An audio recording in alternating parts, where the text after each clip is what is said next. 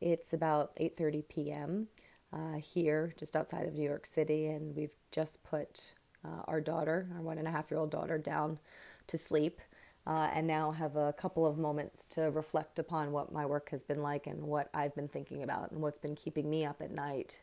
Over the past few weeks, I've really been thinking a lot about what this means, this pandemic means, and sadly, all of the children that are going to suffer because their access to healthcare, basic child health services, and immunization services will be suspended.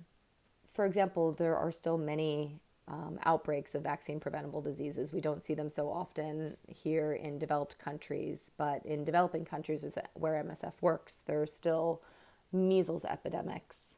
Measles killed over 140,000 kids in 2018, and it's still a grave problem in countries like the Democratic Republic of Congo, Nigeria, and many others where there are active measles epidemics happening. The Measles and Rubella Partnership has estimated that more than 117 million children in 37 countries will miss out on their chance to receive a measles vaccine because mass vaccination campaigns and other routine immunization services are going to be suspended.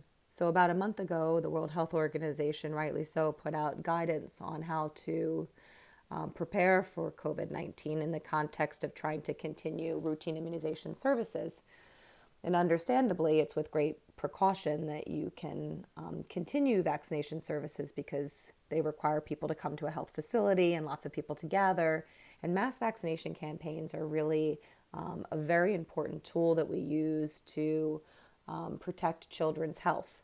In many places where families can't access medical facilities, they can't access healthcare, holding big mass vaccination campaigns where for a couple of days the whole community comes, people walk there and bring their children to receive vaccinations, for example, against measles and other vaccine preventable diseases.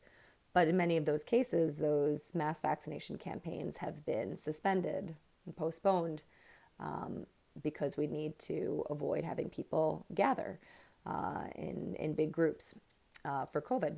Obviously, you need to take the necessary precautions to minimize the spread of the COVID-19 pandemic, but also you have to think about all these children that if they do get measles or if they do get diarrhea or other vaccine preventable diseases, don't have easy access to health care and will die.